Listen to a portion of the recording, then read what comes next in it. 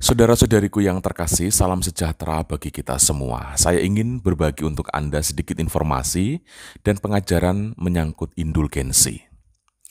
Bulan November itu menjadi bulan di mana Gereja Katolik mengarahkan pandangan pada komunitas gereja yang tidak lagi bersiarah di dunia ini. Kita tahu bersama bahwa komunitas gereja terdiri dari 3 kelompok, yakni komunitas para kudus, komunitas orang yang sedang berada di dalam api pencucian, dan komunitas orang-orang yang sedang bersiarah di dunia ini, yakni kita yang masih hidup. Komunitas gereja itu saling terhubung satu sama lain, dan tetap saling menopang demi persatuan sempurna di dalam Allah. Kita memiliki para kudus, yakni santo dan santa, yang sudah berjaya bersama dengan Allah. Namun kita juga memiliki saudara-saudari yang sedang berada dalam masa pemurnian diri menuju kebersamaan sempurna dengan Allah itu. Kita yang masih hidup di dunia ini berdoa bagi mereka, dan para kudus atau santo dan santa juga mendoakan mereka dan mendoakan kita. Kita tentu mengenal istilah indulgensi. Indulgensi adalah rahmat Allah yang disalurkan melalui gereja Katolik untuk menyatakan penghapusan hukuman akibat dosa. Untuk dosa-dosa yang sudah diampuni.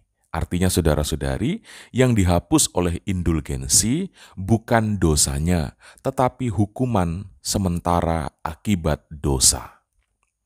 Kita tahu bersama bahwa benar, melalui sakramen tobat, Allah itu mengampuni dosa. Tetapi bukan berarti Allah mengabaikan begitu saja tanggung jawab kita atas perbuatan jahat yang kita lakukan. Kita perlu bertanggung jawab atas itu. Allah mengampuni dosa karena Ia begitu mencintai kita. Tetapi kita tetap harus bertanggung jawab untuk memulihkan diri dan memulihkan hubungan sosial yang rusak karena kelalaian dan karena dosa kita itu. Saya memberi contoh, seorang pria menghamili seorang wanita misalnya di luar nikah. Allah memberi pengampunan baginya, tetapi bukan berarti pria itu kemudian diizinkan lepas tangan atas tindakannya itu. Ia tetap harus bertanggung jawab atas perbuatan itu. Dosa membuat relasi manusia dengan Allah dan relasi manusia dengan sesama itu menjadi rusak. Maka dengan sakramen tobat, relasi dengan Allah itu dipulihkan. Pulihnya relasi dengan Allah menjadi dasar bagi manusia untuk memperbaiki relasi yang rusak dengan sesamanya. Saya bacakan apa yang tertulis dalam Katekismus Gereja Katolik menyangkut indulgensi. Indulgensi adalah penghapusan siksa-siksa temporal di hadapan Allah untuk dosa-dosa yang sudah diampuni.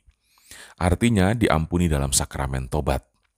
Warga beriman Kristen yang benar-benar siap menerimanya, di bawah persyaratan yang ditetapkan dengan jelas, memperolehnya dengan bantuan gereja, yang sebagai pelayan penebusan membagi-bagikan dan memperuntukkan kekayaan pemulihan Kristus dan para kudus secara otoritatif.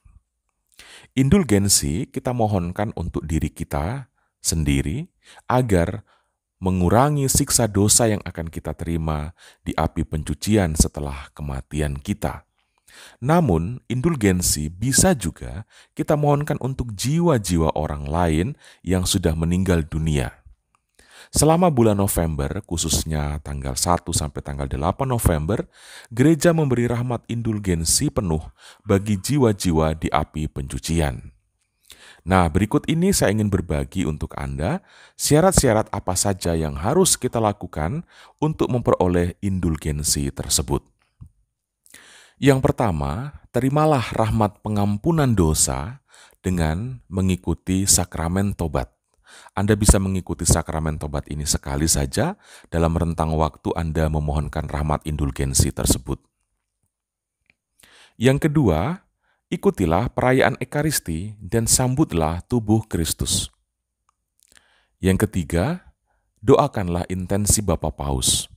Intensi Bapa Paus dapat kita doakan dengan mengucapkan misalnya 1 kali Bapa Kami, 3 kali Salam Maria, atau menggunakan doa-doa spontan kita sendiri, atau dengan mempraktekkan rosario atau jalan salib sesuai dengan tindakan devosional kita masing-masing yang isinya kita tujukan untuk mendoakan apa yang menjadi intensi dari Bapak Paus.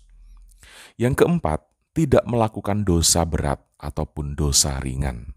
Kalau keempat hal ini kita lakukan dengan baik selama tanggal 1 sampai tanggal 8 November, maka jiwa-jiwa orang yang kita ingin persembahkan indulgensi itu mendapat indulgensi penuh atau mendapat penghapusan penuh atas siksa-siksa temporal mereka di api pencucian. Nah, saudara-saudari, itu sedikit pengajaran dari saya menyangkut indulgensi. Nah, selengkapnya saya akan menyertakan link di dalam deskripsi video ini yang dapat dijadikan rujukan atau bahan bacaan tambahan. Informasi mengenai indulgensi itu begitu panjang, apa yang saya sampaikan ini begitu singkat, tetapi Anda perlu juga untuk melengkapi pengetahuan Anda mengenai indulgensi dengan membaca salah satu tulisan di dalam link yang akan saya bagikan dalam deskripsi video ini. Selamat mendoakan jiwa-jiwa orang yang sedang berada di api pencucian. Tuhan Yesus memberkati kita semua.